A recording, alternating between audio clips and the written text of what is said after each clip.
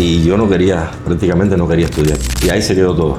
Por la noche nunca estudié, salí al mundo laboral, estuve más de 10 años haciendo negocio. Entonces ya yo andaba en auto y metido en un mundo, y ahí empezó Juan Carlos con el alcohol, las drogas, que hasta palos, nos dieron palos.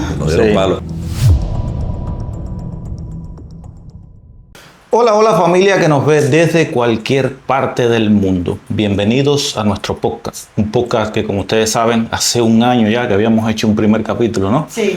Lo habíamos pausado, temas laborales y demás, bueno, justificaciones. Hoy arrancamos con un segundo capítulo y tenemos acá un invitado, un amigo, es una persona que puede ser una inspiración para cualquiera, que ha pasado por tanto como tantos cubanos, inmigrantes, para salir adelante acá en este gran país que nos recibió y nos abrió los brazos. Bienvenido, Juanca, ¿cómo estás? Muy bien, y bueno, como siempre, agradecido con ustedes por darme la posibilidad de compartir un rato con ustedes, que es un placer. Conversar entre amigos y que... Una charla dominical. Exacto, que todo el mundo conozca. El objetivo de nuestro podcast es que conozcan las historias de vida, las cosas que puedan motivar. Si estás pasando por un momento complicado, difícil, crees que no puedes, pues siempre se puede, y por eso hoy traemos al Juanca acá para que nos contara. Juanca, cuéntanos a ver, ¿de dónde es Juan Carlos? ¿De qué parte de Cuba? Porque ya sabemos que eres de Cuba, lógico. ¿De qué parte de Cuba? Haznos una breve introducción. Bueno, ¿dónde naciste? ¿Dónde te desarrollaste? Soy hijo de emigrantes hacia La Habana. Mi madre era de Río Feo, Pinar del Río, San Luis, Campito, y mis padres de Esmeralda, Camagüey. Y bueno, yo nací, creo que hoy estaba pensando en eso, estaba hablando con una prima mía, creo que soy el único habanero de la familia, porque todos vivían en lo que es Mayabé, que ahora es Bauta, y yo nací en La Lisa. Pero naciste en La Habana. En La Habana, sí, nací en La Habana. Pues digo, creo que soy el único habanero de mi familia, todo. Y bueno, toda esa descendencia del campo, que lo agradezco mucho. Toda esa humildad que siempre caracteriza a la gente de campo. De campo. Y lo hemos visto también acá en Uruguay. Yo creo que es más bien, no sé, un don de esas personas, porque en todos nuestros viajes al interior hemos visto que la gente del interior, que es como se dice acá, son personas generalmente muy humildes, gente de un corazón muy lindo. Juanca, cuéntanos a ver, ¿cómo fue tu niñez, en Cuba, en La Habana, en La Lisa que nos estabas contando ahora? Bueno, chicos, yo tengo recuerdos muy lindos de mi infancia. Muy lindos. Nací ahí frente al autocine La Novia al mediodía. Era campo. Estaba en La Habana, pero estaba ya picando la periferia de La Habana, y nada, corriendo entre las más de mango y las más de guayaba, criando palomas, los perros que me encantan. No he podido tener más nunca un perro porque un apartamento no complicado. Es complicado. Y nada, una infancia bonita. Estuvo marcada también por cosas desagradables, como todas las cosas en la vida. Pero que cuando pasa el tiempo te das cuenta que son las cosas que te van preparando. Son experiencias. Para a pesar de seguir adelante. ¿Cómo fue a nivel económico tu infancia? ¿Tu padre a nivel económico era alto, bajo, medio? Sí. Económicamente no me faltó nada. No me faltó nada. Tuve una infancia desde bicicleta, juguetes, todas las cosas esas que se añoran, las tuve. No puedo decir que era rico, porque bueno, mi papá, claro, pero bueno, tenía un trabajo que le permitía. Mi papá fue siempre muy inteligente, independientemente de que tenía tercer grado de escolaridad. ¿En qué trabajaba él? Era administrador de gastronomía. Sabes que eso allá siempre hoy lo puedo decir porque bueno, desgraciadamente hace muchísimos años lo perdí, no está allá, y mi mamá tampoco, pero sí, mi papá siempre se rebuscó. Pero es muy lindo que te hayan dejado esa enseñanza, que más adelante vamos a hablar de todo lo que quizás ellos te inculcaron, que te ha permitido acá en Uruguay dar también la mano, no solo a cubanos, a uruguayos, porque has participado en muchas actividades en las calles, todas las campañas que ustedes han hecho en el invierno, de ayudando al pueblo uruguayo en sentido general. Más adelante vamos a hablar de todas esas cosas. Digamos, ¿cuáles fueron tus estudios en Cuba? ¿Qué estudiaste? ¿Te llegaste a graduar de algo? Sí. Mira, yo terminé la primaria y en la época mía, bueno, ya tengo 57 años, en la época mía a la vocacional no es como ahora, bueno, como hace unos años atrás, no sé cuántos, que era única y exclusivamente pre, era secundaria y pre. Y bueno, por el rendimiento académico que tuve, pude optar y en aquella época no se hacía prueba de ingreso, no se hacía nada, y pasé, Sí, era diferente. Pasé a la vocacional. Ahí fue una experiencia traumática que tuve, porque bueno, te digo, mi papá era administrador, yo vivía en un pueblito y ahí todos los que estudiaban era el hijo del doctor Soto, el nieto de Osvaldo Orticó, era un nivel y un estatus, yo me sentía ahí anacrónico. Me sentí ahí. Como que no pertenecías ahí. No encajé. Me gustaba mucho la escuela porque tenía condiciones, tenía unos laboratorios, pero y para irme tuve que crear todo un sistema porque no te daban la baja. Fidel en aquella época no permitía que nadie se le fuera. Pedir la baja voluntad no podía. Tenía que ser por rendimiento académico, menos 85 puntos de promedio, o enfermedad. Y bueno, ahí empezó una etapa mía de inventar enfermedades. Como era lógico, cuando me hacían las pruebas no tenía nada y tenía que seguir ahí. Y tuve que suspender una prueba, para que me bajara el rendimiento. De hecho, aproveché la asignatura que mejor estaba, que era matemáticas. Dije, esta la voy a suspender, porque tú suspendías. Ibas a revalorización, suspendías la revalorización, tenías que hacer el extraordinario. Sí. Y yo suspendí la prueba, suspendí la revalorización y aprobé el extraordinario, pero ya automáticamente cuando ibas a extraordinario la nota te bajaba y ya me bajaba y así pude irme. Te fuiste de ahí, como estabas diciendo, para que la gente entienda mejor, porque no te sentías, digamos, que pertenecías a ese círculo, digamos. Porque como en Cuba, yo también he sido testigo de eso, que en las mejores escuelas están los hijos de los mejores dirigentes y demás. Eso se estila en Cuba. Entonces tú decidiste irte de ahí porque no te sentías, digamos... Es que yo sentía que hablaban de otro idioma. Yo vengo del campo y ahí, entonces, claro, estaba dentro del grupo, en los grupos de La Habana. Sí. No estaba en grupos de otras provincias, claro, que venían en el mismo ómnibus. Yo venía, entonces ahí se hablaba de cosas que yo no entendía, no sabía, no venía de ese mundo. Cosas que si la fiesta de no sé quién, que si... claro, el círculo social. En los sábados, por ejemplo, había sábados que teníamos que quedarnos hacer trabajo voluntario y todas esas cosas que te imponían. Claro. Y tenías que esperar el ómnibus. Y en mi grupo había más de 5 o 6 que venían los choferes de los padres a buscarlo y se los llevaban. Específico, en el auto del padre. Sentías que te iban imaginando. El del campo, claro, el que no... Es decir, y me sentí. Claro, te sentiste rechazado, mal, digamos. Me sentí incómodo. Es algo incómodo. Entonces, sé que de alguna manera estudiaste algo sí, combinado con la salud. ¿Cómo fue que llegaste ahí? Bueno, terminé cuando el 9º grado lo termino en la secundaria en la calle. Y tengo un tío mío que falleció hace poco. Pero yo siempre fui un poco la oveja negra, fui el descarriado de la familia, sí. Y él fue profesor, tiene libros publicados, tiene una persona con mucha cultura. Y fue un poco el de todos los primos el que nos fue inculcando a estudiar, el prepararnos. Y me dijo, bueno, terminaste ya la secundaria muy mal, porque incluso yo faltaba. Se desató en mí una rebeldía de todo ese tiempo que yo estuve trancado. Claro. Que de Arroyo Arena, entonces, de ahí de la Lisa, me mudo a Marianao. Juanca, la secundaria en la calle, para la gente que no entiende de esto, explícale un poquito qué es lo que es la secundaria en la calle. Sí, eran los dos sistemas que había. Estabas en una beca de lunes a viernes o de lunes a sábado hasta las 12 del día, y la secundaria en la calle era la secundaria. Tú ibas por la mañana, salías a tu casa y por la tarde regresabas. Ah, bien. El típico ida y vuelta que hay acá en Uruguay. la etapa esa de la beca también, que no te hablé de eso. Cuando se habla, que a veces se habla de la explotación infantil, nosotros teníamos un sistema ahí en la vocacional, ahí habían 4 industrias.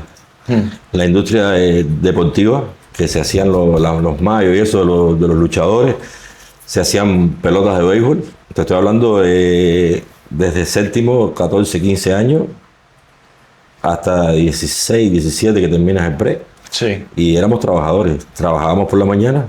Estaba la fábrica, la ensambladora de radio, que eso me abrió un poco las puertas a lo que es la electrónica. Y a que me enamorara un poco de ese mundo. Pero era en una línea de producción ensamblando radio toda la mañana y por la tarde estudiar. Y entonces había otro grupo que era al revés.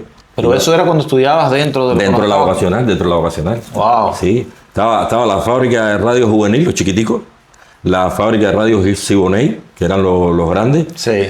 Y la fábrica de pilas, de batería. Eso eran fábricas cubanas. Fábricas adentro, 4 fábricas con líneas de producción, como esa de todo visto de la película de Charlie Chaplin, que era el dictador, que es la línea. Cuando te atrasabas, tocabas un botón y era ensamblando, poniendo transitores, capacitores. Sí. Y es decir, era un sistema, después terminabas de estudiar a las 4 o 5 de la tarde, ahí al comedor y a estudiar obligado hasta las 10 de la noche. La mayoría eran estudiantes los que ensamblaban. No, todos éramos estudiantes. Todos. Wow. Habían, es decir, como decir aquí, un capataz, un encargado, un técnico, todo eso, y entonces estaba la línea, éramos sentados en banqueta uno al lado del otro, pero te estoy hablando de más de 100 metros, 200 metros en la fábrica que es inmensa, sentados eran... Como mismo las escuelas del campo, ¿te acuerdas? Sí, claro. Las escuelas internas. También la viví. Que tenías que trabajar en el campo y estudiar. En el tecnológico, después del instituto, en la secundaria de la calle, estando en el 9º grado, me tocó la escuela del campo en Artemisa, ir a recoger plátanos, bananas, como dicen aquí en Uruguay, ir a recoger bananas. Y también fuerte. Era difícil. Y en el tecnológico, cuando estudié, que era lo que me preguntaba, ahí cuando terminó la secundaria, mi tío, te digo, se despertó una rebeldía en mí que yo le hice un rechazo a todo y yo prácticamente no quería estudiar.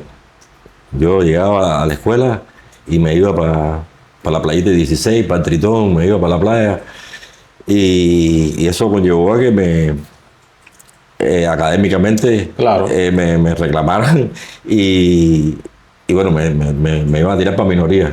A la escuela de conducta. Yo veo la película Conducta y me acuerdo, yo estuve ahí cerquita, me puse muy rebelde.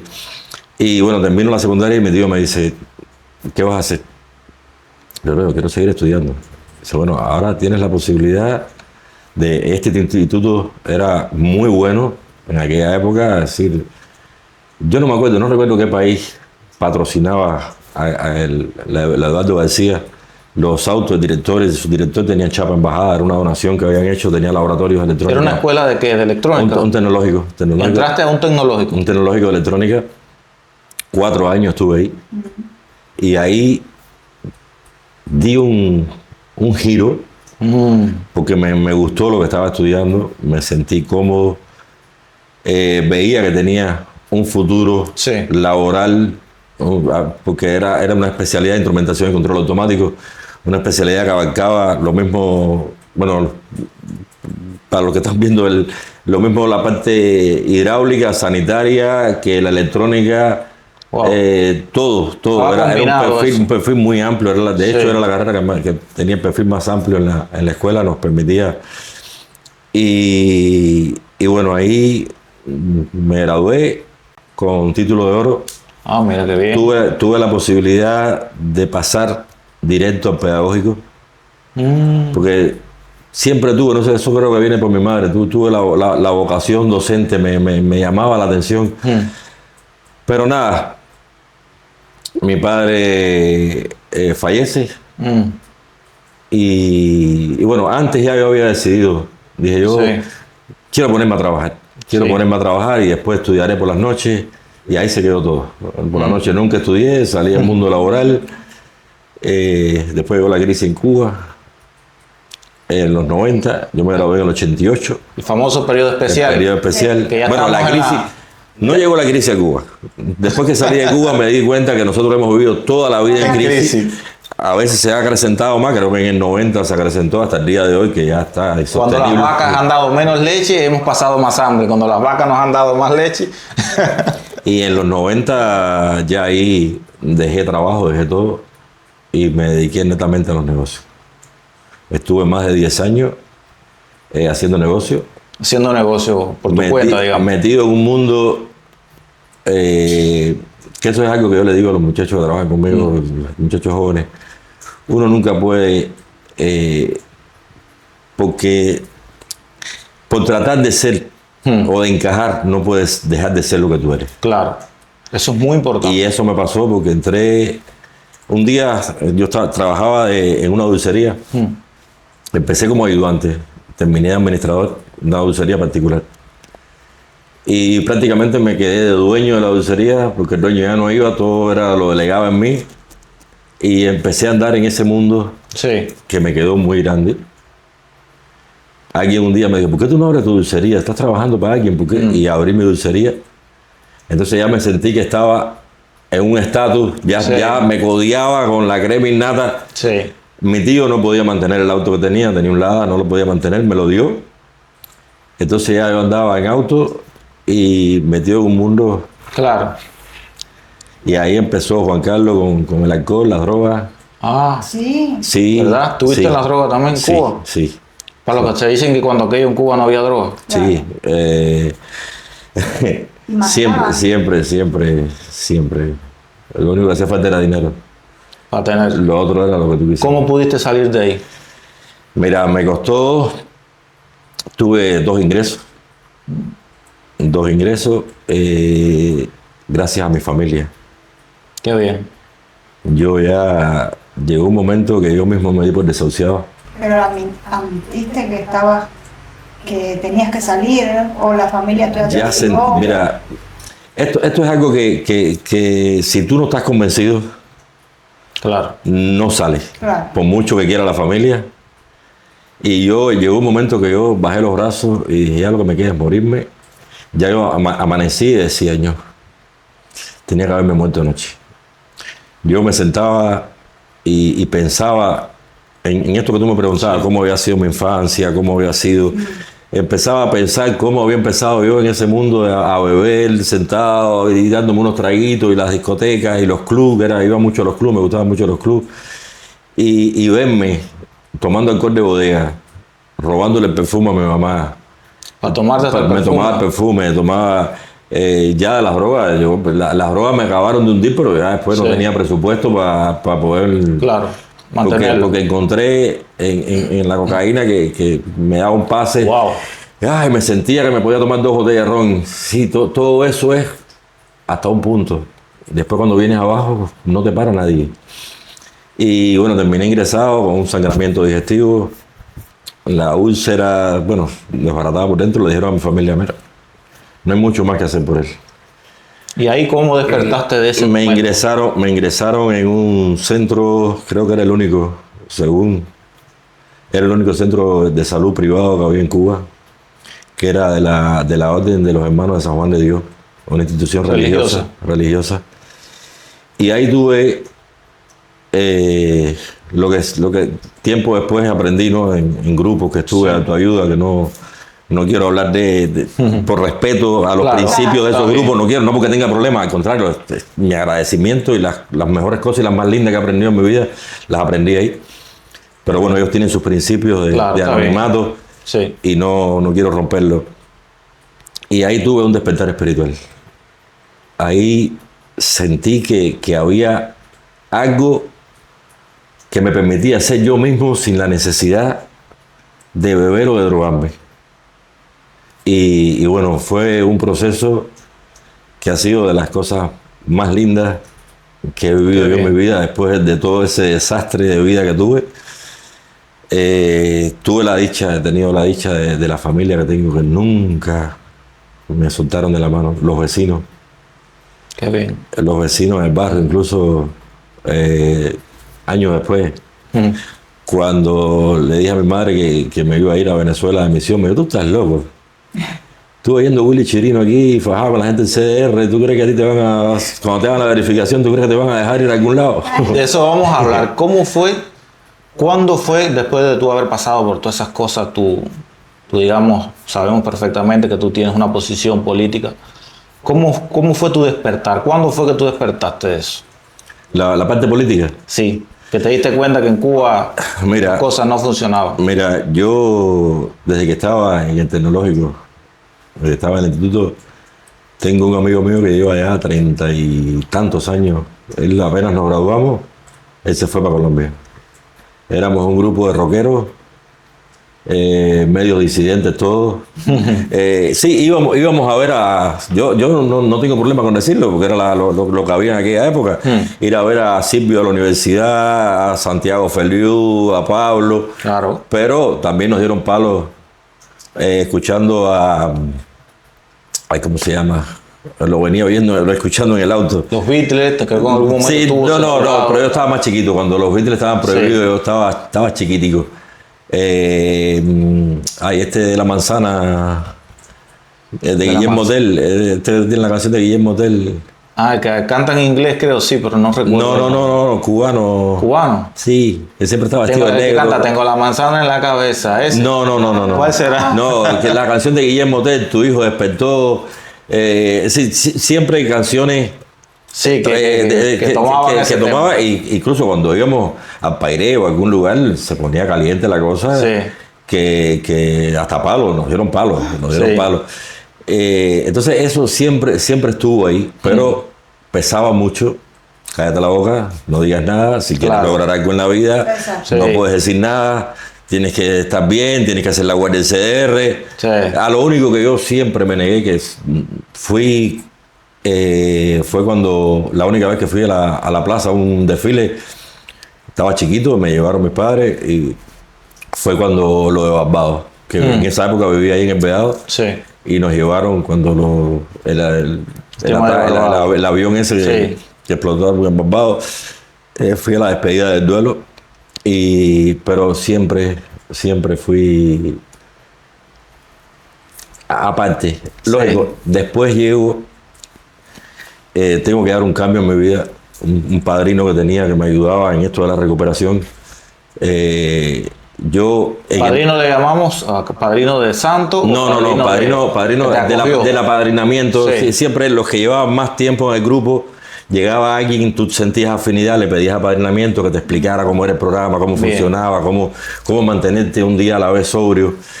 Y un día hablo con él, le digo, mira, me propusieron en el mismo negocio, en la dulcería donde yo había sido, te digo que empecé como ayudante, terminé administrador y casi dueño, me propusieron empezar a trabajar de nuevo. Y yo empecé a trabajar. Así que ganaba en aquella época, te estoy hablando año 2000. Año 2000, sí. Año 2000. Yo entré al ingreso el 14 de febrero del año 2000.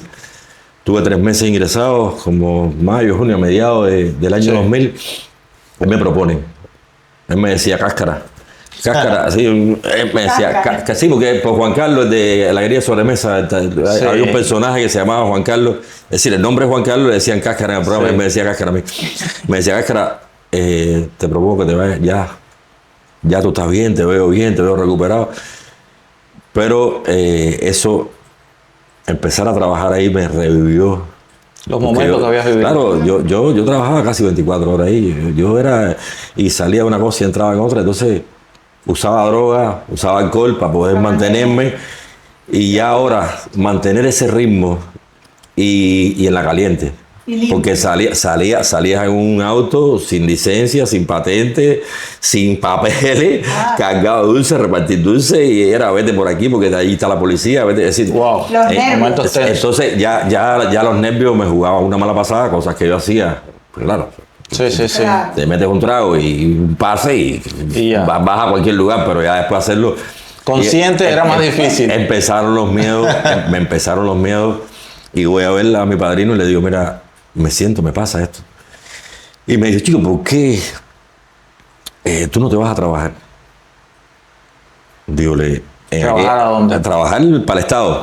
Claro. Dígole, ¿Tú sabes lo que es trabajar por 200 pesos al mes? Sí. ¿Cuándo qué? Cuando me estoy quedando, 265 pesos era el salario mío como técnico A. Irme a trabajar por 265 pesos cuando aquí me gano 200 pesos todos los días. Claro. Porque era lo que me pagaban, 200 pesos diarios. Decía, bueno, tienes dos opciones. O aprendes a vivir como vive una gran parte de la gente aquí en Cuba, o puedes volver a beber. Ay, Aquello fue, dije, voy a buscarme un trabajo. Entonces, en el grupo había una compañera que era actriz. Y le caí bien, nos llevábamos bien. Me dice, te voy a resolver en el ICR. Y ahí mi madre también siempre era la jueza del diablo. Y iba a empezar en el ICR de pantrista. Nada que ver con tu profesión. No, nada que ver. El problema era entrar. Y es un mundo que te daba opciones, te daba posibilidades. Sí. Y casualmente estoy parado en la oficina, cerca de la oficina de recursos humanos, cuando veo que venía una mujer. Digo, esa mujer yo la conozco. Resulta que era la madre de este muchacho que yo les dije que lleva 30 años en Colombia, que nosotros estudiamos juntos en la vocacional, nos graduamos juntos. Oiga eso. Y yo hacía 1000 años que no la veía. Y me dijo, ¿qué tú haces aquí, flaco? Yo no vine a buscar trabajo. ¿Qué va? No, ¿qué tú vas ahí de pantrista, ni de chofer, ni nada de eso? Ven para acá. Era la jefa de recursos humanos. Wow. Y bueno, ahí empecé a trabajar en el control maestro de la televisión. Estuve trabajando hasta el 2000, del año 2000 al 2005. Wow. Varios años. Sí, y me fui porque, bueno, tenía una opción de trabajo en México. Pero aparte de eso, en esta agrupación donde yo estaba recuperándome, preparamos un evento internacional y me absorbió mucho tiempo. Y mucha gente, mi madre fue la primera que no me lo entendió, que yo fuera a dejar un trabajo, a ella le encantaba, se sentaba y le decía a todas las vecinas, mi hijo sale en los créditos de la revista, yo trabajaba en la revista de la mañana, la revista Buenos Días, después se llamó, y yo salía en los créditos. Y a mi madre nunca me perdonó que yo me fuese al ICR, pero yo sentía que tenía una deuda de gratitud. Nunca me lo impusieron, pero esas personas que sin conocerme me habían ayudado y... ¿Deuda de gratitud con quién? Con la agrupación, con las personas que me habían ayudado a salir de mi alcoholismo. Y bueno, se dio una posibilidad de preparar un evento internacional. Yo estaba en la directiva a nivel nacional. Hicimos ese evento, se abrieron posibilidades de apertura en la agrupación porque era tolerada pero no era permitida, no la permitían como todas las cosas en Cuba. Sí, sí. Entonces, bueno, tuvimos conversaciones a nivel de gobierno, me dijeron, todo está muy bien, pero el programa de ustedes tiene un problema que surgió en Estados Unidos. No importa los logros que hayan tenido, es verdad, esto se permitió, los grupos se permitieron a raíz después de los 90, que empezó la crisis, pero no los vamos a... Ustedes hagan lo que ustedes quieran, pero no nos pidan que... Luego también habían cosas en el Ministerio de Justicia que no te permitían porque tenías que tener el control de los miembros y nadie estaba dispuesto a que lo controlaran. Y bueno, dejé mi trabajo en la televisión y me enfrasqué en un proyecto. Viajé toda Cuba, desde Pinar del Río hasta Guantánamo. Qué bien. Todas las provincias, abriendo grupos. Eso me provocó una giardiasis que estuve ingresado, perdí la vista por la computadora, me empezó a comer la vista, ya también la edad, ¿no? Pero bueno, todo ese más vivir fueron como más de 6 meses. Entonces tu parte humanitaria viene de ahí. Viene de ahí porque siempre, yo lo digo, la cara de mi madre cuando me llevó al hospital, que me ingresaron, el que estaba en la cama al lado mío le dijo a mi mamá, no se preocupe señora, nosotros aquí lo vamos a ayudar. Y personas que no tenían nada que ver conmigo.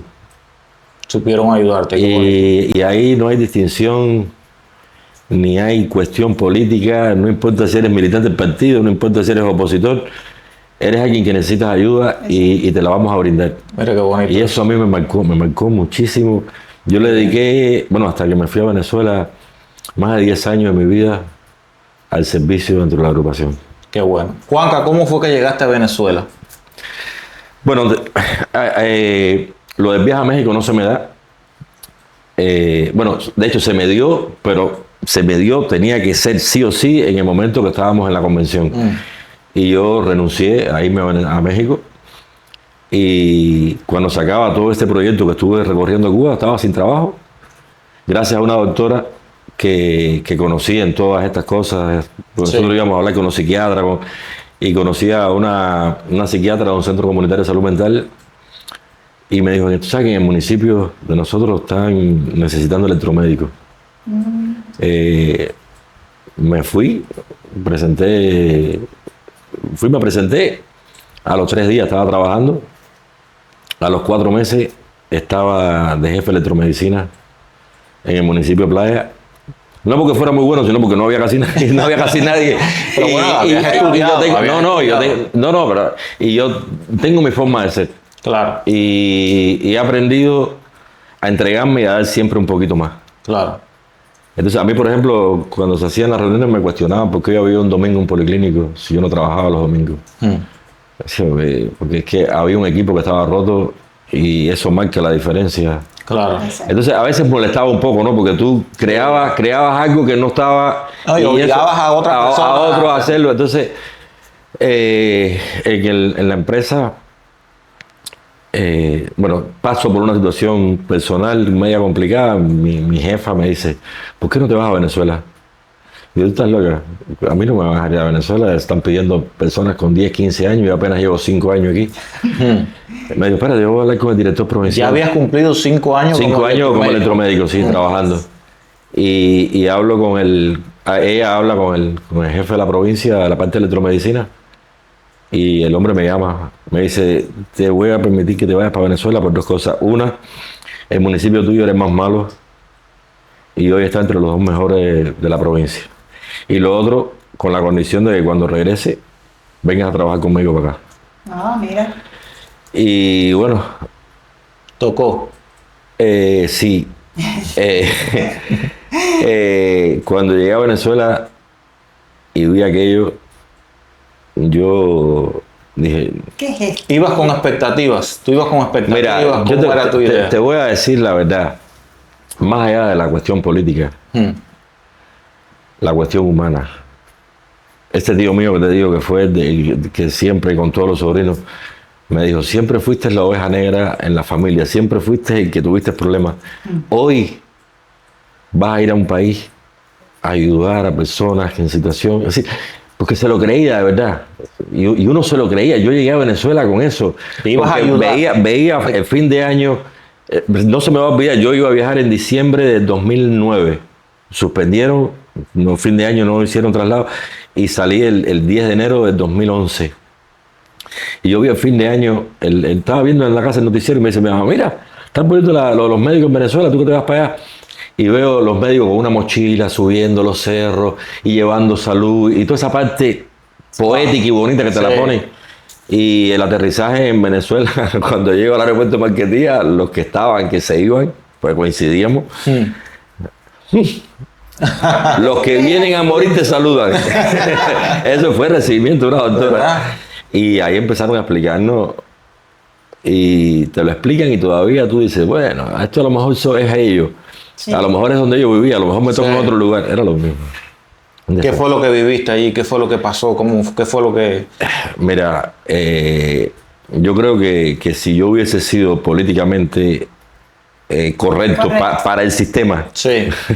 Porque me considero políticamente me considero correcto, lo que no para ellos, ¿no? Sí, claro. Si yo hubiese sido, si tú haces así una mirada introspectiva y tú eres honesto, más allá de la política que tú profeses, del compromiso partidista que tengas, te decepcionas del sistema. Quiere decir que si tú fueras un revolucionario súper que convencido y vas ahí me hubiese decepcionado. Y te topas con las cosas que tú te topaste. Si me pongo a hacerle juego para poderme llevar más cosas para Cuba y para poder ir de misión de nuevo, ni lo veo.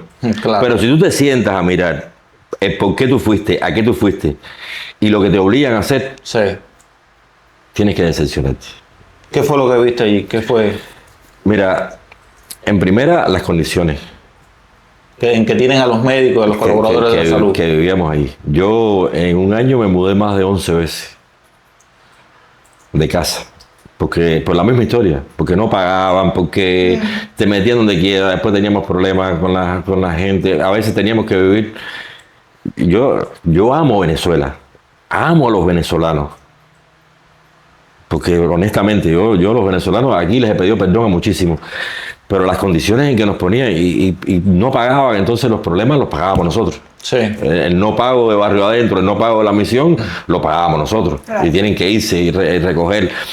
Lo que te pagaban no te alcanzaba. El subsidio, que supuestamente te daban un subsidio que era para comer y aseo personal y eso. Te pagaban muy poco, le pagaban todo. Independientemente de que te pagaban poco. Sí, eso era un... Si tú tenías una parte de dinero, te daban un subsidio en Venezuela y la otra parte en Cuba. En Cuba. Que con eso era con lo que te chantajeaban. Claro. Tienes que portarte bien, tienes que hacer esto, porque si no, no te pago aquello que Sí. tienes allá. Entonces, ese subsidio que era para... Yo, por ejemplo, trabajaba en 2 municipios. Tenía que tomar ómnibus. De ese subsidio tenía que pagarme También. el ómnibus, el taxi, lo que fuese, desayuno, almuerzo, comida, porque estabas en un Sí. alquiler como vivir aquí en una pensión. Sí. Pero encima de eso, escaseaban las hojas, los papeles, las lapiceras. Que eso tenía que garantizarte la misión. Claro. Te obligaban a comprarte. Juanca, ¿en qué año estamos hablando de eso? 2011, 2012. Mi tío estuvo en Táchira en el 2013 y las vacas le comían la ropa en el cordel. Porque eran una casita, ratones, culebras por el tanque del agua, por el water, horroroso. Juan, ¿qué cantidad, hablando, ya que estamos hablando de plata, le pagaban mucha plata, le pagaban en dólares en Cuba? ¿Cómo es? Para que la gente que nos ve Mira, entienda cómo es que se les paga a los médicos cubanos que cumplen misión fuera de Cuba. Los 6 primeros meses, como dice aquí Uruguay, pagando un derecho de piso, Sí. te pagaban $126 mensuales En Cuba. en Cuba, En la cuenta que te tenían congelada, congelada en que Cuba. es con la que te amenazaban si te portabas mal. Una cuenta que tú no tenías ni la tarjeta del banco. Es decir, No, nada. cuando tú ibas de vacaciones a Cuba, tenías que ir al banco a pedir la tarjeta y a rezar. Sí. Porque había muchas personas Sí. que pasaban un mes en Cuba Y no sacaban la plata. no tenían un peso, tenían No, que no. pedirle dinero prestado a la familia. ¿Dólares o chavitos? No, una tarjeta para comprar. ¿Tú los dólares nunca los veías? No, los dólares tuve que hacer invento en Cuba para poder sacar los dólares para venir para acá. Sí. Los 6 primeros meses eran $126. Y después, hasta los 2 años, $220 mensuales. Entonces, ¿cómo funciona para que la gente entienda, si tú tienes conocimiento de eso? ¿Qué gana Cuba mandando médicos a otros países? Bueno, saca cuenta que yo oficialmente no te puedo decir, pero sí se habla, incluso de organismos internacionales, que Cuba cobra por cada médico entre $4,000 y $5,000. Y ahí te pagan 126. Para que Entonces, tengan una idea. y habíamos más de 30,000 en Oh, Venezuela. Saca número. Y ¿Para cuándo no te daban dólares? eso es, y tú no veías el dólar, tú veías el trapito que te vendían Quiere en la decir que tienda. a ti te daban un papelito firmado y ellos se quedaban con todos los dólares. Ya, los dólares. Y eso sin contar, por ejemplo, la parte de óptica, le pagaban a Cuba, independientemente por el profesional, por el servicio. Aquí en Uruguay muy buenos profesionales vinieron bajo esos mismos términos. Sí. No, y todavía, y mira, yo te digo, todavía aquí en Uruguay, porque yo estuve ahí en San Juan, al principio que llegué, fui allí a ver si, como llegué sin conocer, no habían cubanos aquí, fui allí porque me dijeron que el electromédico era de donde vivía mi familia, y no lo vi porque estaba para Cuba de vacaciones él, y no lo pude ver nunca. Y las condiciones eran distintas, porque aquí estás en un hospital. Era tienes- diferente acá en Uruguay. es distinto, es distinto. Porque estaba, por ejemplo, Haití, que tenías que irte con una mochila, unas botas que te daban por aquí para las culebras para que no te fueran a picar, y en tienda de campaña vivir por 6 meses. Wow. Estaban a Jamaica, por ejemplo, iba y era lo de Venezuela era la misión médica, pero estaba la colaboración con los países de África, que cobrabas un poquito más. Lógico, Cuba cobraba mucho más. Sí, No sí. es que te pagaban más porque se quitaban, no, ellos cobraban mucho más y te pagaban un poquito Sí, más sí. a ti. tenías la colaboración médica, y yo no sé este término de Uruguay en qué, pero sí te digo que las condiciones aquí puedes salir, no hay esa violencia. En Venezuela a las 6 de la tarde tenías que estar metido entre las casas, no te permitían salir, y era complicada difícil. la violencia. Y a diferencia del miedo que nos metían, mi experiencia, no sé la de otros compatriotas que hayan estado allá, la gente de la oposición nos trataba mucho mejor.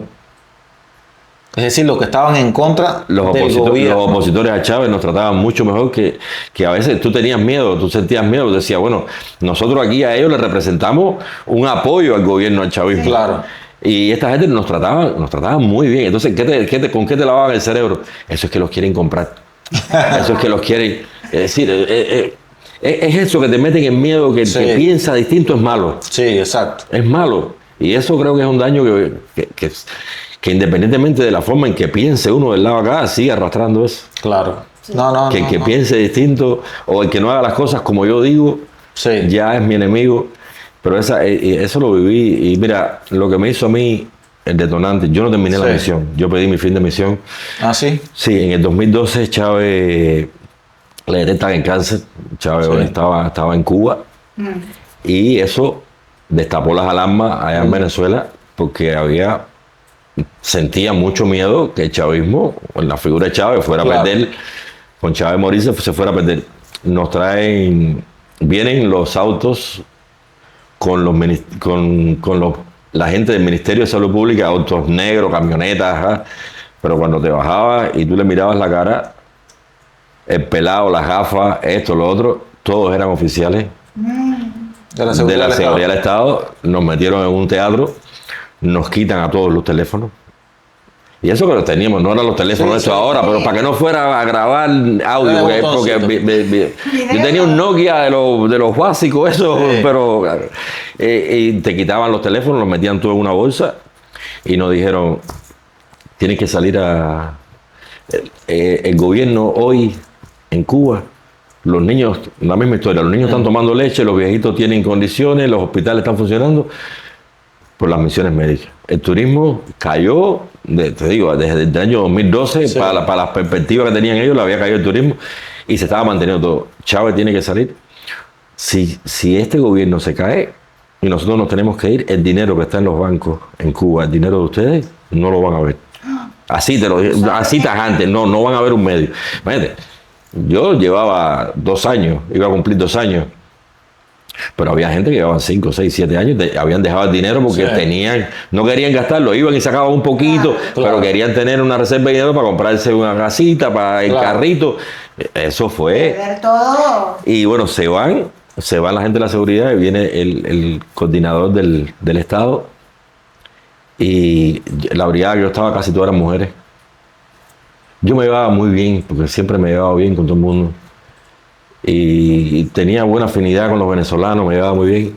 Y me dice el coordinador electromédico, usted el domingo, que hay elecciones primarias, usted se me pone una bata y sale con la doctora a hacer terreno. A mí fue como un resorte. Hubo algo en mí que me paré y le dije, no, doctor, usted está equivocado. Yo vine a este país a hacer internacionalismo. A llevar salud, fue lo que me dijeron a mí, que era traer salud, a desarrollar un país. Yo no vine a hacer proselitismo político. Eso, cuando yo dije la palabra esa, ya me enfilaron, me enfilaron los cañones y me dijo, hay que analizarlo a usted. Digo, no. Vamos a hacer una cosa, porque estaban pidiéndole a los militantes del partido de la juventud que tenían que, porque allá se pagaba como todo, pero lo pagabas en bolívares, ellos tenían que pagarle en bolívares del dinero que te daban, del dinero que tú tenías que sacar, tenías que pagarle la militancia. Entonces, digo, vamos a hacer una cosa, profesor. Cuando lleguemos a Cuba ahora, la tarjeta, porque estaban pidiendo dinero para el oncológico. ¿Para no te pedían dinero también? Sí, pedían para que hicieras una donación para el oncológico, entonces te ponían que el hospital de niños con cáncer, que no sé qué. No, tú llorabas. No. Digo, le vamos a hacer una cosa. Yo le voy a poner mi tarjeta encima de la mesa al director del oncológico. ¿Usted se atreve a hacerlo? Ahí empezó, bueno, a mí esa noche me subió la presión, que me tuvieron que ingresar. Ya no había, ya empezaban a escasear los medicamentos y me pusieron un tramador. Imagínate, yo tener problemas de alcohol y droga, me ponen el tramador, que es una droga, Sí. Ay, y yo me tranco en la casa y empiezo a cagarme. Empiezo a difamar no, porque no estaba difamando, estaba diciendo lo que me callaba la boca. Empecé a ofender a Chávez y a Fidel Ay, ay, ay. y a las generaciones, y te digo, me llevaba bien la pareja que tenía en ese momento. Llamó al jefe, oye, a Juan Carlos hay que hacerle algo. Me tuvieron que llevar para el CDI, que es como se llamaban las policlínicas. Me llevaron, me pusieron 2 destrozas para bajarte. para sacarme. El médico que me atendió esa noche está en Brasil, porque fue de los que. Porque esa era otra cosa. Si tú querías ir a una misión, primero tenías que pasar por Venezuela, a donde nadie quería ir. La escuela. Tenías que ir a Venezuela, entonces él estaba ahí, y después fue de los más médicos en Brasil. Y fue de los que se quedó cuando Bolsonaro, y no hace mucho, hablaba, bueno, decía, Juanca, aquella noche estabas encendido. Y entonces, bueno, yo pedí mi fin de misión. ¿La pediste? No me la querían dar. Oye, Tuve que decirle sí, porque yo, aparte de las cosas de reparación, cubría mucho. Otras áreas, claro. Serví de administrador, estuve Era necesario. estuve trabajando de administrador, eso no me querían soltar. Y tuve que hablar fuerte con el coordinador, buena gente, y decirle, mira, si no me das la fin de misión, me voy a plantar. Plantarte, es igual que los presos políticos en Cuba, en calzoncillo, arriba de la cama, y no voy a salir a trabajar. Entonces, bueno, la coordinadora llamaron al Estado, me dieron mi fin de misión. Me faltaban como 4 meses para terminar. para terminar los 2 años. Para terminar los 2 años. Yo estuve a punto de desertar, porque ya yo conocía a una muchacha aquí en Uruguay, Sí. y tenía un amigo mío que era opositor. Me dijo, yo te llevo hasta la frontera de Brasil, y ahí cruzas para acá. Y esta muchacha me dijo, no hagas eso, son 10 años que no vas a poder entrar a Cuba. Claro. En algún momento, Juanca, tú me contaste de alguna historia con medicamentos en Venezuela. Sí, ¿Qué mira, pasaba con medicamentos? eso casi nadie iba. O iban personas, pero no la necesidad que tenían ellos, porque ellos lo que necesitaban eran los periódicos, las cifras, las estadísticas. Entonces, los médicos tenían las hojas de cargo, Donde se anotaban los pacientes. los que iban. pacientes. ¿Qué hacíamos? ¿Qué había que hacer? Comprar un periódico. Si hay algún venezolano que ve esto, puede dar testimonio ahí, por lo menos en Agua Blanca, San Rafael de Onoto, que fue nuestro trabajo. Del medio hacia atrás salían las crónicas de los que habían fallecido, de los que habían muerto en accidentes, salía nombre y apellido, salía todo. O sea, había que poner los nombres de los muertos En las hojas. en las hojas de cargo, inventar el número de cédula Para justificar. para justificar. Entonces, por ejemplo, yo vivía con una jefe óptica. Esa mujer era rotendinitis. Describir. Era llenando. Entonces era una justificación. Lo que había Todos los un medicamentos, motivo. entonces era todo una escalera. Sí. Sí. Tú atendías 50 pacientes ¿Y los medicamentos? y los medicamentos se le daban gratis a ellos. Esos medicamentos, tenías que abrir un hueco, Y tirar. romper los blisters, darle candela a las cajitas con los blisters y los medicamentos enterrarlos. Pero los lentes, en Cuba no habían lentes. Yo escuché esa historia de los lentes. No. Debajo de la cama mía yo tenía las bolsas grandes de basura, que una vez por poco me rompo la cabeza porque yo, ignorante al fin, nunca había visto, no había trabajado la parte óptica. Yo pensaba que los cristales eran de cristal. No, eso es un plástico Sí. que viene. Bueno, ya después aprendí todo eso. Y yo agarré una maceta para romper, pues decía, ¿qué voy a hacer esto? Tengo que romperlo y tirarlo de algún lado. Sí. Cuando le di al cristal aquel cóncavo, con una maceta, me vino para la cabeza y por poco me desmayo. Entonces yo tenía que buscar al amigo mío, agarrar todos los papeles, todos los nylon, eso, darle candela y todo eso, meterlo en bolsa, Todas esas montárselo cosas le en el obligaban a hacer, autodería ¿verdad? y si tenías que hacerlo. Te obligaban muy inteligentemente, Sí. porque ellos te decían, No te hablaban derecho. no, nadie se complicaba. No, y aparte si te agarraba, si toda esa mentira la sabía todo el mundo. Sí. Pero tenía que aparecer que nadie la sabía. Tenías que esconderte de los venezolanos que trabajaban contigo, que muchos lo sabían, porque, Claro. porque si están ahí trabajando contigo, Y no- ¿cómo tú vas a tener 300 pacientes? Yo decía, si en algún momento alguien con dos dedos de frente agarra los números de la cantidad de lentes Claro. y de espejuelos con armadura y lente que tú le estás dando a la gente, supera 5 veces o 6 veces la población de Venezuela. Nadie se detenía. Nada, era imposible, todo el mundo tenía que andar con lentes en Venezuela, todo el mundo, y tener 4 guardados. No podías llevarlo para Cuba. No, podías no, no, no, sacar, no, no, no, no, no, no, no, no, eso tenías que... Nosotros tuvimos una compañera que venía una inspección y la agarraron en la calle, la agarraron con 2 cajas y ahí se puso caliente la cosa porque querían botarla, querían mandarla para Cuba y todo el mundo se puso Y todo por aparentar. por lo que no era. Había que justificar la plata que Venezuela plata. le pagaba a Cuba. Y esa era la justificación. Juanca, ¿cómo fue que llegaste a Uruguay? Chicos, estando allá en Venezuela, conozco a una uruguaya y comenzamos una relación. Yo me iba a quedar en Venezuela, ese amigo mío, el opositor, estaba muy bien económicamente y siempre quiso, hicimos mucha afinidad y siempre quiso que yo me quedara. Sí, yo sabía que para Cuba, de hecho, cuando yo fui, mi primer año de vacaciones, fui al municipio donde trabajaba, no fui donde estaba el director provincial porque dije, este me va a empezar a decir y yo no voy a virar, no quiero decirle, Claro. no quería engañarlo y tampoco me iba a regalar, ¿no? Claro. Y no fui a verlo, pero yo sabía que para Cuba no viraba. Porque independientemente de que me decían que aquello era comunismo en aquella época, Sí. ahora está igual o peor, Sí. pero yo veía otras cosas.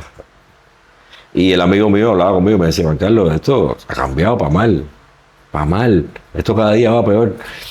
Y yo decía, pero esto no fue lo que a mí siempre... Es decir, uno que no tenía su vocación de quedarse en Cuba, pero cuando tú ves que la realidad es otra, Y después tú de regresar de Venezuela, que por muy mal que tuviera, había otra vida en Venezuela. No, Y regresar a mira, Cuba. yo el primer año, tú estabas un año y ibas un mes de vacaciones a Cuba. Yo a los 10 días, yo estaba pagando en la Cujay, que era donde se salía. Sí. Yo le estaba proponiendo dinero a la gente ahí para que me montaran en un vuelo y me mandaran para Venezuela, con todos los trabajos, porque ya... No te sentías ya. Y no es que uno, porque en definitiva ni tanto dinero tenía, no tenías dinero, pero era otra cosa. Claro. La atención en los lugares donde tú ibas era distinto. Tú ibas a cualquier lugar y todo envuelto, y el vasito con el agua y la bolsita, y llegabas a Cuba a comprar refresco y no había. Y vasos. Te miraba. Un año te pasaste en Venezuela al ir de vacaciones y ya habías visto. Dicen que uno de los factores que hizo que abrieran un poco más la visión, la vista de los médicos, los colaboradores, fue eso también. Fue un arma de doble filo, porque muchos médicos abrieron los ojos y se dieron cuenta de la realidad. Que la realidad, mira, la forma en que se trabaja. La forma nada más. Por ejemplo, allá nos reíamos, porque son costumbres diferentes que hay. Pero cuando tú te sientas así analizando, allá te iban a poner, a nosotros nos ponían una vacuna no las teníamos nosotros, no las tenía la misión. Eran vacunas de no me acuerdo cómo se llamaban los lugares esos, que eran como una especie de una policlínica grande, y tú ibas ahí a vacunarte. Se ponían 5 algodones, así Wow. las enfermeras en la mano. Y tú decías, ¿pero para qué? Porque es el protocolo. El primero, Como uno te limpia, limpiarte. después te quitan el otro. Ese en Cuba es un algodón y si no te bañaste, el churre te lo van a sacar, te lo sacan en el algodón y dale. Y el alcohol mitad agua, mitad es que el alcohol. tío del Ari dice que una vez dice que cuando él vino para que está trabajando en Durazno, dice que él fue a operar su primera operación, cuando él fue a coser, le dije que le pidió la sutura, la enfermera, la persona que le asistía, le dijo, ¿cuál sutura quiere? Y él dijo, se viró para atrás como diciendo, sí, yo nada más conozco en Cuba una sola sutura, y ahí dice que había más de 10, la parte de atrás era llena de todo tipo de suturas, de la de nylon, la autodegradable, la más fina, la 0.5, no sé qué más, Son cosas para que tú veas la chocan, realidad. ¿viste? Son cosas que... Claro, imagínate. Entonces, Juanca, a ver, síguenos contando, ¿cómo fue que llegaste a Uruguay? Entonces, bueno, la idea mía era quedarme en Venezuela porque tenía propuestas de trabajo. Sí. No me gustaba mucho la idea porque ya yo veía, pero también estaba el lío. Bueno, si Chávez se muere, capaz que esto Hay una esperanza. se va. Pero miraba para atrás y decía, esto. Sí. Pero entonces, bueno, yo le invito a esta muchacha a Cuba. Ella va a Cuba. Estuvo allá y bueno, comenzamos una relación. Y me dice, vamos a Uruguay. Yo honestamente no tenía idea de venir para acá, para Uruguay. ¿Y qué es lo que era ella? ¿Qué hacía ella en Venezuela? No, yo la conocí por las redes. Ah, la La conocí por las redes. La conocí por las redes. Se pusieron de acuerdo para Sí, verse en Cuba. para vernos en Cuba. Bien. Y bueno, ella fue a Cuba y yo vine a conocer Uruguay. ¿Y cómo pudiste salir? ¿Hiciste una visa? ¿Qué tipo de Mira, visa? ¿Cómo no, fue? ella me puso la carta de invitación, el padre de ella Ah, me puso la bien. carta de invitación. En aquel momento Era fácil. Estamos hablando- E incluso me dijeron, no la necesita. Ah, Es decir, no necesita estar casada, porque ella me dijo, no, si hace falta nos casamos. amigos. No hace falta, el padre de ella me puso la visa, pero no sé, Juanca, estamos hablando qué año. año 2012, finales, yo llegué a Cuba, pues, me acuerdo la fecha, porque yo soy fatal con la fecha, pero era el día del cumpleaños de mi hijo. El 25 de noviembre del año 2012 llegué yo a Cuba. Ella llegó, el 25, llegó como el 27, el 28, llegó ella a Cuba. Y ahí empecé, y el 13 de enero del 2013 Mira qué bien. estaba desembarcando yo aquí en Uruguay. En Carrasco. En Carrasco. Y fue algo, yo lo he dicho muchas veces, y no puedo decir otra cosa Claro, porque es la verdad. yo me monté en el auto del padre de ella, que me fueron a buscar, llegué cuando pasé el Puente de las Américas, cuando vi toda esa avenida Italia, todo lleno de luces. Llegué a Yaguarón, que ya vivía en Yaguarón. Llegamos ahí y fuimos a comprar refrescos a 24 horas que está ahí en Colonia, frente al Automóvil Club, ¿A qué hora llegaste? 2 de la mañana. Wow. Ah, de noche. Verano, enero, Calor. verano, y yo vi la juventud, los muchachos sentados ahí en 24 horas con una botella de cerveza, otro con un termo de mate. La marihuana que había en aquel momento no estaba legalizada, pero sí se toleraba. Perdón que te interrumpa, ¿qué día de enero fue? 13 de enero. Ah, oye, nosotros el 23 de enero. El 13 de enero del año 2013. Y entonces te Del impactó. 2000, eso me fascinó. Me fascinó. Yo le dije, mira, si tú quieres irte para Cuba, allá tienes mi casa. Sí, yo venía, claro, en Venezuela, por reglamento, a ti no te permitían salir después de las 6 de la tarde. Yo le decía a todo el mundo que a mí lo único que no me hacía falta que dijera el reglamento era eso. Porque había tanta violencia que yo no salía. A mí me daba miedo. Claro. Me daba miedo salir. No está adaptado uno a ese nivel de violencia. Y yo vi aquí los jóvenes sentados ahí en la calle, la gente. El domingo, cuando me llevaron al Parque Rodó, estuve aquí en Ciudad Vieja, viendo, y yo veía a la gente sentada en la Rambla, en chancleta, en la hierba, así, el termo, en mate, y para sentarme, y las amistades de ella, que vinieron a conocer al cubano, era la sensación. Y la gente no había muy poco. Una primera generación, ya llevan de aquí como 30 años, 23, 30 años. Sí. Pero no. Una primera, no eran tanto tampoco. Y eso, es decir, esa forma de ser de ellos, tan familiar, tan parecida a mis raíces.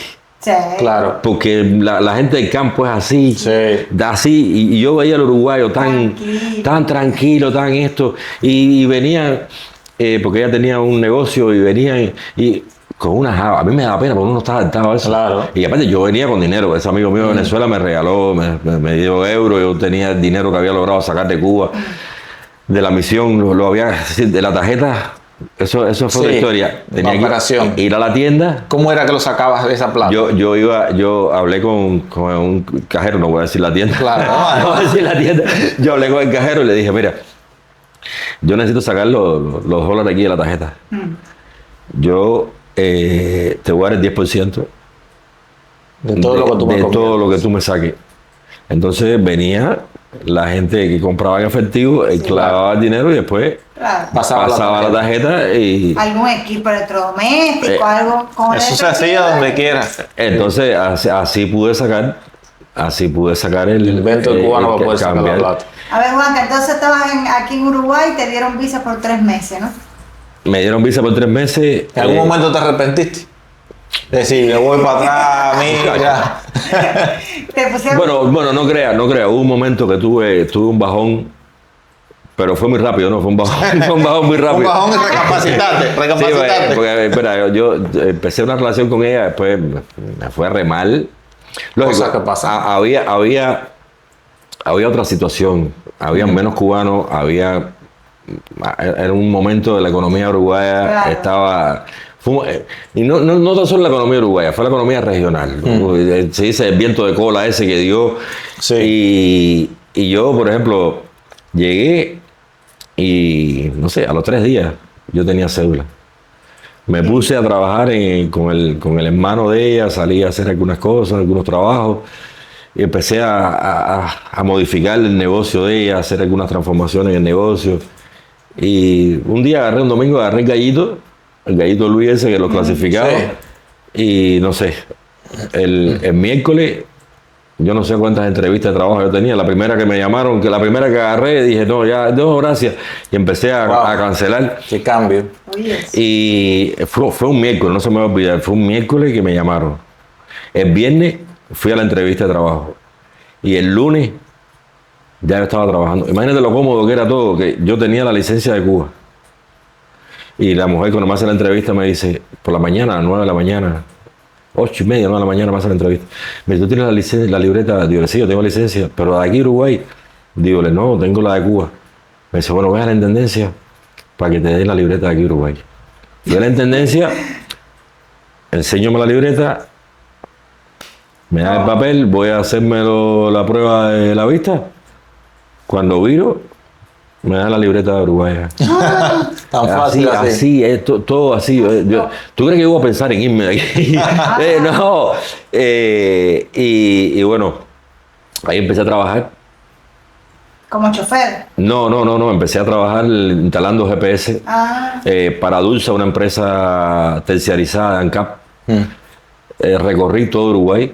Qué lindo. Era un Todo buen trabajo Uruguay. entonces cuando eso. ¿Eh? ¿Era un buen trabajo o era un mal trabajo? Muy buen trabajo. Muy buen trabajo.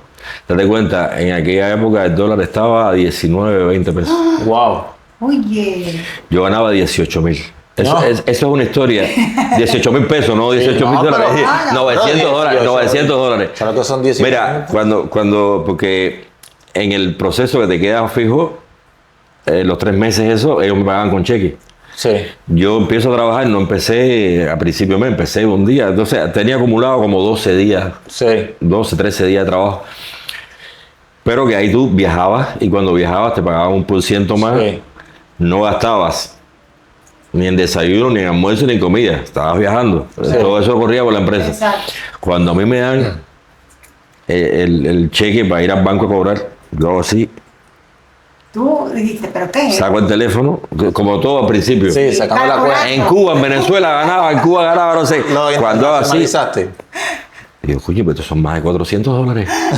Te brillaban los ojos. No, empecé a llorar. De verdad. Todos los muchachos que trabajaban ahí eran jovencitos. Y me ven, ya había hecho afinidad con él, había salido con él. Claro. Cuba, ¿qué te pasa? Yo no podía hablar. Yo empecé a sacar cuenta de los 12 dólares que ganaba yo en Cuba Sí. para llegar a 400, cuántos meses eran. Y aquello, mientras más cuenta yo sacaba, menos me daba. Una película. dice. Y los muchachos van y hablan con la contadora. Y dice, mira, a ver, el cubano estaba con el cheque llorando. Y la mujer bajó y me dijo, Cuba, ¿qué pasa? Mira, tú estás bien, cobrando ¿no? lo mismo que ha cobrado aquí todo el mundo. ella dijo, ustedes están pensando que lo estamos robando. No, mira, que tú no lo ganabas. En 4 años en Cuba era jefe. Y aquí que estoy de ayudante, porque no empecé ni de técnico ni nada, empecé como ayudante de ellos ahí a aprender. Ver todo ese Y dinero. me decía- Después los muchachos me decían, Cuba, mira que tú lo ves mucho ahora porque vienes comparando con lo de allá, esto no es tanto aquí. Luego, después uno va aprendiendo, Claro, pero con y ahí empecé yo a cuestionarme y ahí empezó a destaparse en mí un resentimiento contra aquel sistema. Es lo que me pasa a mí En a la veces. medida que vas abriendo los ojos, Cuando tú te das que cuenta. vas viendo Uruguay, país del tercer mundo, Sí. capitalista. Mm. Cuando voy a instalar equipos al hospital de Tacuarembó, trabajaba en hospitales, trabajaba en policlínicos allá en Cuba, y yo veo aquel hospital público Sí. en las condiciones que yo, claro, me ha engañado toda la vida.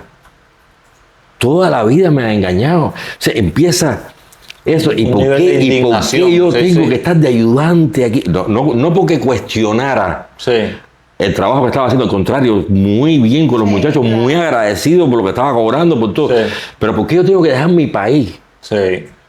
a venir a pasar trabajo en otro? Si esto yo lo puedo estar haciendo en mi país Mm, y ayudando a levantar Claro. mi país, ¿por qué tengo que...? Y bueno, así, en la medida que ha ido pasando el tiempo, tú vas abriendo más los ojos y tú vas diciendo, pero ¿hasta cuándo? ¿Hasta dónde? Y todo el tiempo que perdiste, Y todo, todo lo que pudiste haber aprovechado. Viste, ese nivel de resentimiento a veces No, me no, sale no. de todas las cosas que uno Yo, podía yo, haber yo todavía, logrado. esta semana me la he pasado, estaba viajando para el interior y mira los paisajes Precioso, a mí y me mira encanta. todo. Te da una tranquilidad Sí. que el otro día alguien me preguntaba si aquello en Cuba da un cambio. Mm. Yo no viro. No, es lo que yo digo. De Yo no viro. visita podría ir, yo, capaz. estas cosas, porque esto fue una cosa que la maestra, la directora de la escuela de mi hijo, en un acto dijo, hablando de patria, Mm, y dice, y un poco recordaba a Martino, que patria no es la tierra, patria es el lugar donde Claro. yo me he venido a sentir persona, ser humano, Claro. aquí en Uruguay. Totalmente. Yo no tengo nada en contra de mis cubanos, de mi tierra, pero sí tengo un odio increíble al sistema, Claro, así es. que es capaz de pasarle por encima a cientos Y no le de importa millones, niños, de mujeres, nada, le todo eso pasa, es una gran mentira. es vender una imagen, es vender. Entonces, todas esas cosas, y empiezas con 44 años, llegué yo a Uruguay, empezar de cero. Llegué con, no sé, 2.000, 3.000 dólares no sé, 300, 400 euros. Sí. Que puede parecer mucho dinero, pero no es dinero para una gente grande empezar Claro. de cero. No, no. Entonces, ¿cómo fue tu recorrido, Juanca? De ahí trabajaste en esa empresa. Trabajé, mira, ¿Me hablaste en algún momento de alguna lavandería? Sí. Hasta el punto en el que estás hoy. Esta muchacha, el hermano, cuando yo salgo a trabajar con él, me dice, mira, aquí tienes una moto. Y él trabajaba en una tienda, en una ferretería, tenía clientes para hacer el trabajo de electrónica, electricidad, todas esas cosas. Y estuve trabajando unos días con él me vio y me dijo, aquí tienes una moto para ti. Lo único que tienes que aprenderte las calles aquí, porque tú estás preparado para enfrentarte a esto. Yo llegué a la casa y le dije, mira, yo no quiero. Yo siempre he pensado en tener lo mío, mi propio negocio. Y estoy muy fresquito para llegar a meterme. Quiero conocer cómo es el mercado, cómo es todo, para yo en un momento determinado abrirme. Me da pena con tu hermano, pero yo voy a empezar a trabajar, voy a empezar. En esa empresa estuve muy bien, me fui, empecé a trabajar en otra empresa que ganaba un poco más. Dije, tengo que ir capitalizándome. Ahí llega la separación. Bueno, y conozco a mi actual esposa, que ha sido un brazo importante para darme el puntapié ese que a veces uno hace falta porque todavía Hace los miedos falta, te tienen. sí. Y decía, dale. Y bueno, ahí empiezo yo a hacer el trabajo en riego de jardín, piscina, porque era lo que había trabajado en Yani, en la empresa de las bombas de agua. Y empiezo a trabajar, empiezo a ser cliente poquito a poco. Y llega un momento que tengo que tener una motico. Digo, ya llegó el momento de comprarme un autito, un Claro, cacharrito, algo más grande. como Claro. compré un cacharrito que Sí, era sí. lo que me daba el dinero. Claro. Y el día que me compro el auto, paso por casa de un uruguayo amigo mío que tenía un negocio, que él lo estaba vendiendo la llave. Y digo, mira, ya tengo auto, ahora lo que me falta es el negocio. Y me da una cifra, yo ni ahí, no llegaba. Y llego a mi casa y le digo a mi esposa, tú sabes que me están vendiendo la llave del lavadero. Dice, ¿tú crees que...? Dígale, mira, esto es un negocio cerrado. Los lavaderos se mueven en invierno. Sí. Y las bombas de agua y los jardines y las cosas que yo hago en verano. Verano. Se me cae tengo ya el año completo. No había terminado de hablar con ella. Me llama el amigo mío, me dice, mira, si es para ti y tú te vas a quedar con él, te lo dejo Una cifra menor en de $2.000. No tengo problema en $2.000. $2.000, para mí era un dinero que no tenía. Sí, claro. Y me había acabado de comprar un auto. Y dice mi esposa, vamos a ver cómo resolvemos esto. Llamó a un amigo de ella y las palabras, yo lo escuché, no fue que ella me lo dijo, las palabras textuales de si es para ti y para el cubano, Bueno. mañana te doy el dinero. Qué bien. Ahí empecé, como todo, al principio, te estoy diciendo, el lavadero se mueve en invierno. Sí. Yo compro el lavadero en febrero. Te faltaba. Que no es tan solo verano, sino que está todo Montevideo de vacaciones. Sí. Sí. Yo compré aquello y decía, Dios mío, lógico, me daba la opción porque tenía un espacio grande y podía vivir ahí. Me fui de la casa donde estaba y ya, Ya minoró la renta. eran 12,000 pesos de renta que pagaba Sí. ahí. Tenía el negocio y tenía la casa. Y el niño, chiquito. Ah, decían. Porque sí, 2 meses. Ah. Eso fue ahí de meses. Todos juntos, Juanca. Yo todos los días, yo puse la computadora, me ponía a ver YouTube, estas cosas ahí, ponía afuera 2x1, lavado, es decir, todas esas inexperiencias, porque esas Sí. cosas cuando tú estás regalándolo es que no viene nadie, Claro. menos la gente ve eso así, nadie. Y yo iba todos los días y le decía, compadre, ¿cuándo empieza esto? Me decía, tranquilo, cubano, el socio, ¿no? El que me lo vendió. Y me decía, tranquilo, que esto va a empezar, esto se te va a mover. Y ahí empecé, y bueno, para no hacerte larga la historia, de un negocio que compré en $2,000, lo vendí en 10,000. Wow. De estar sentado sin un cliente, terminé facturando 120, 130 mil pesos mensual. Wow. Ahí llegó el momento, es decir, la gente decía, ¿por qué tú lo vendes si te va bien? Porque me aburrí de esto ya. No es lo mío, no es lo mío. Eso era algo Yo quiero hacer lo mío. Es decir, y Lo sé que te hacer gusta, cosas. hacer lo que te gusta sé hacer. hacer cosas. Pues también ahí me cae de esas cosas. Yo no hacía, facturaba, pero yo quería desarrollarme en otra cosa. Sí. Y yo hago una publicación en Facebook, reparo equipos, sillones odontológicos, esto y lo otro, me llaman de una clínica y ahí empiezo ya a moverte entrar por en ese el campo, rumbo, en el en campo lo mío. tuyo. Y ya le dije a mi mujer, mira, ya tengo los clientes suficientes para, a lo mejor tenemos que reajustarnos porque vamos a ganar menos. Porque también le dije a mi esposa, que mi esposa es profesora y ella estaba trabajando, le faltaban todavía asignaturas por terminar. Le dije, mira, vete del trabajo, ya tú has hecho bastante por mí, ahora me toca a mí. Tú ponte a estudiar, a terminar las materias, saca, porque le daban la posibilidad de dar clases sin graduarse, aquí te dan la posibilidad Qué bien. de dar clases. Y lo que pudo agarrar por el escalafón ese era, no sé, no sé ni cuántas horas, pero no Sí. entiendo eso. Lo que ganaba eran 5,000 pesos al mes, Wow. que no le daban ni para el transporte, porque también era en la escuela lejísimo. No importa. Tú hiciste por mí, yo voy a hacer ahora esto. Y bueno, hemos sido un equipo.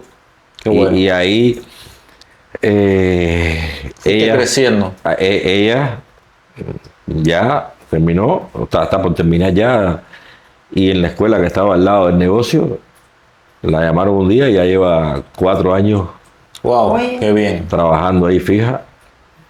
Y bueno, yo dejé todo eso y dejé el lavadero, dejé todo eso y empecé Es lo que te gusta. a trabajar en lo de las clínicas, a trabajar en la parte de los sillones de odontología, pero también esa gente me vieron, y es lo que siempre le digo a todo el mundo, a todo el que empieza a emprender, no es el camino más rápido, pero es el más seguro.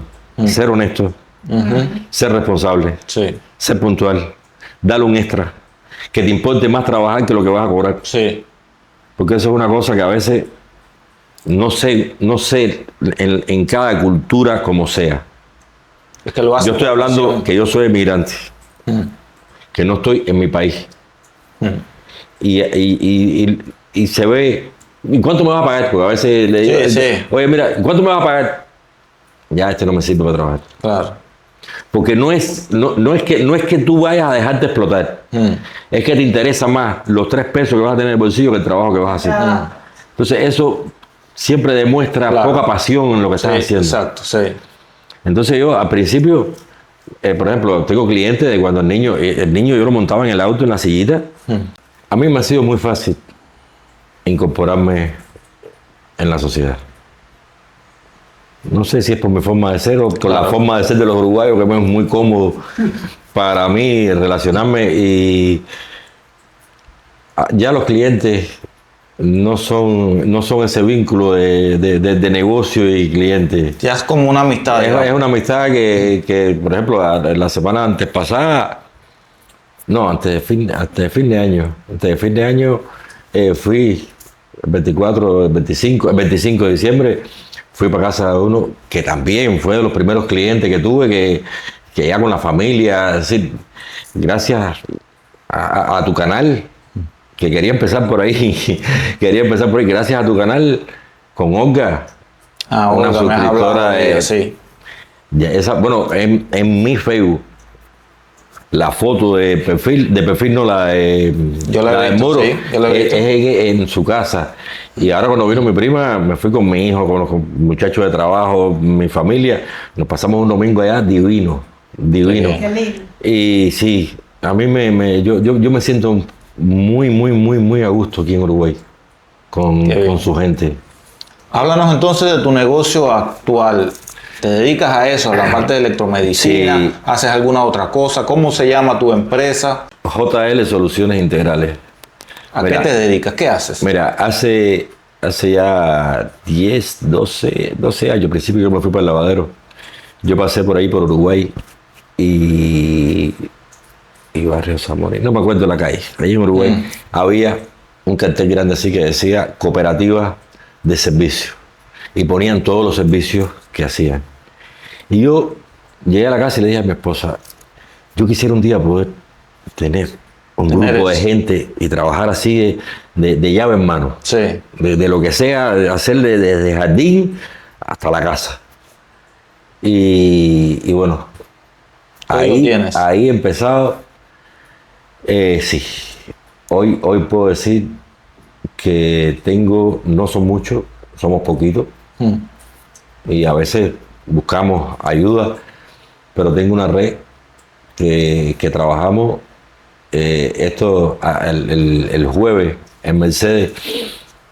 La doctora que le estábamos instalando el sillón, eso es una historia que te voy a hacer, porque a veces los emprendedores uno está porque quiere las grandes cosas y los grandes dineros, y a veces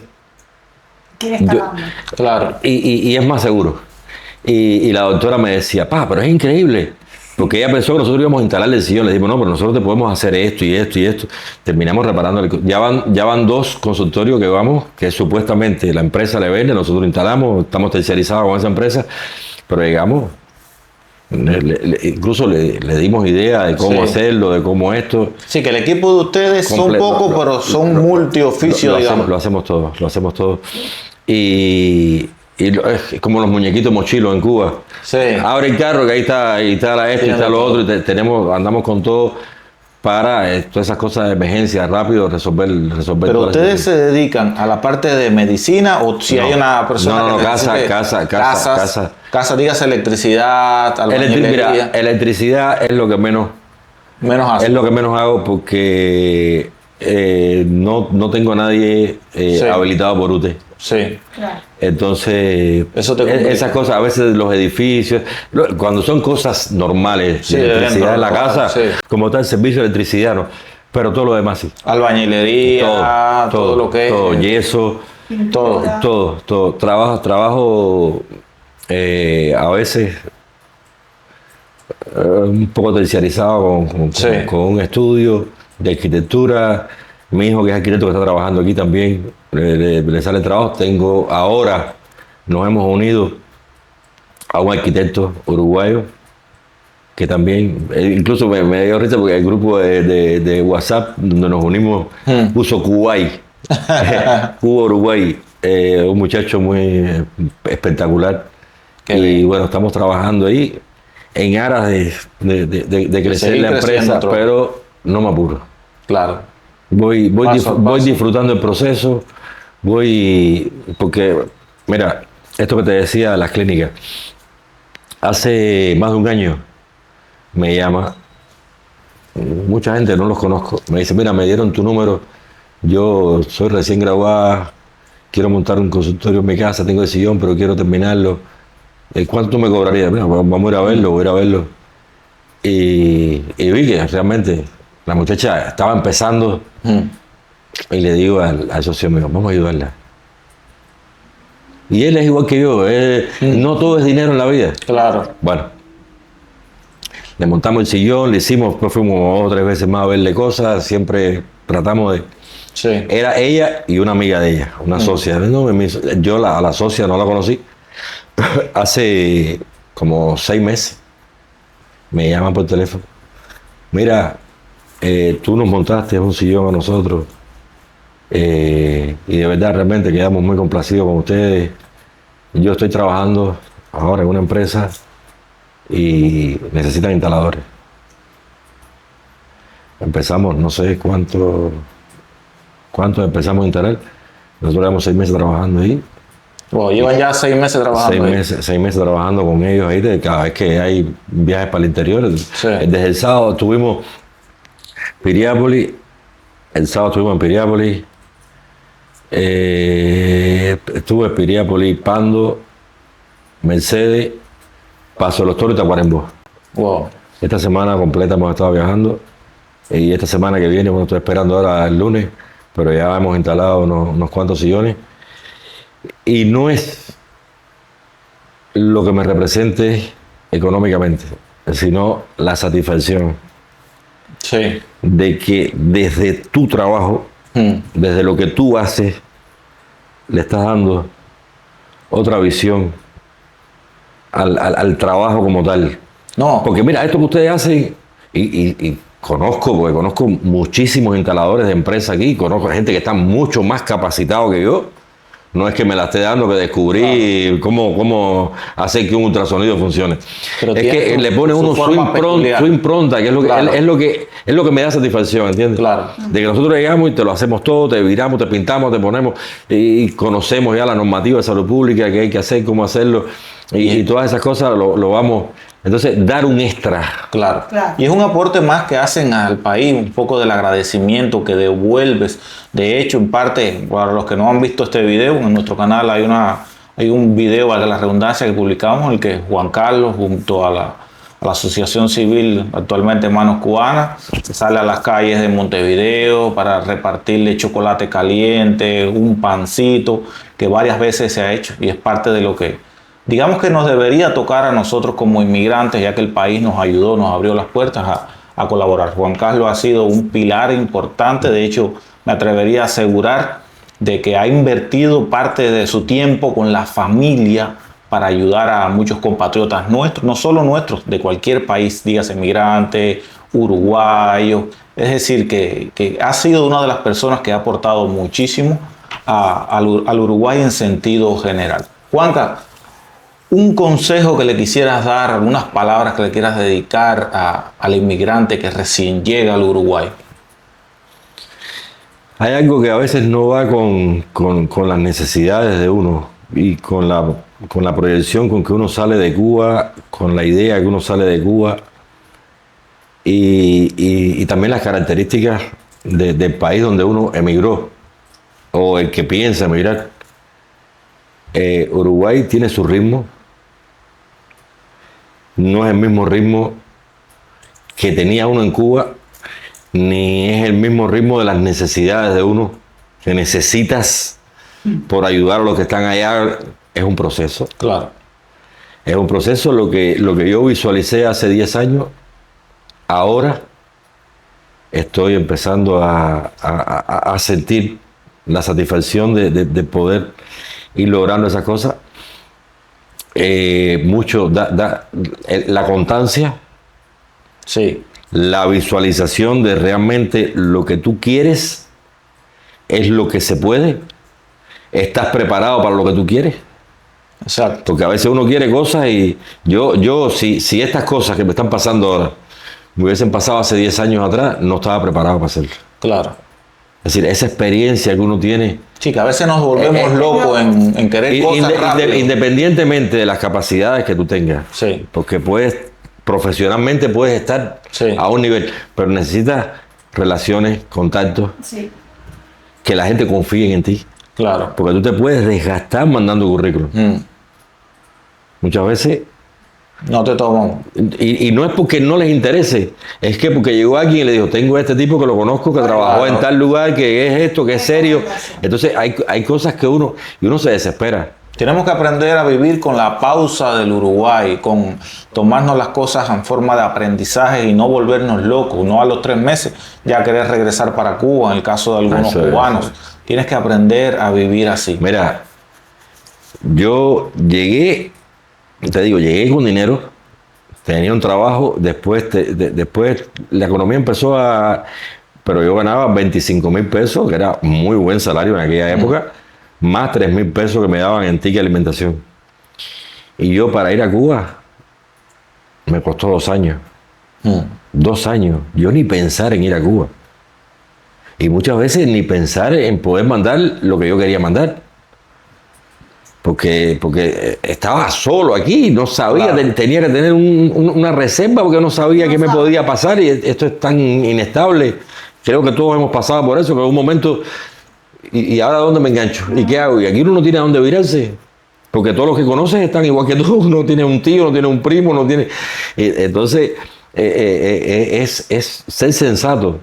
Claro. No puedes gastarte, y la familia en Cuba, bueno, tiene que esperar, porque si yo no hubiese salido, no le podía mandar nada, no tenía ninguna esperanza. Ahora, Claro. denme tiempo, no me atosiguen. Hay que pensar en todas esas cosas Y, porque y hoy tienes videollamada, tienes WhatsApp. 1000 formas. Años atrás yo no veía a mi mamá. Yo vine a ver a mi mamá 2 años después cuando fui de nuevo, no la había visto por foto. Con una carta llegaba al mes. Por foto, porque no tenían ellos allá ni internet, ni esto, ni lo otro, ni WhatsApp estaba. Entonces, a veces uno está desesperado. Hay que agarrar calma, enfocarse, ser serio, ser responsable. Así es. Así que ya saben, familia, todo el inmigrante que piensa en venir al Uruguay, el que lleva poco tiempo, el que lleve mucho tiempo, creo que son palabras muy importantes a seguir, a tener paciencia acá en Uruguay. Ya sé que a veces nos desesperamos porque necesitamos la plata, claro, pero todo lleva su tiempo en la vida. Así que bueno, hoy agradecerle al Juanca que nos haya acompañado en este primer capítulo, segundo capítulo más bien, de nuestro podcast, y se vendrán muchas más historias. Les mandamos un fuerte abrazo. Vamos a estar pasando las redes del Juanca por acá abajo para que lo sigan, que siempre está activo en Facebook, TikTok, y también tienes un canal de YouTube por ahí que lo te veo que tiene medio pausado por ahí. Sí, el niño es el que está haciendo las cosas de él, Bueno, poniendo sus videitos. Vamos a estar pasando toda la info por acá abajo para que lo sigan. Así que les mandamos un fuerte abrazo y nos vemos en un próximo capítulo. Chao, chao. Saludos a todos.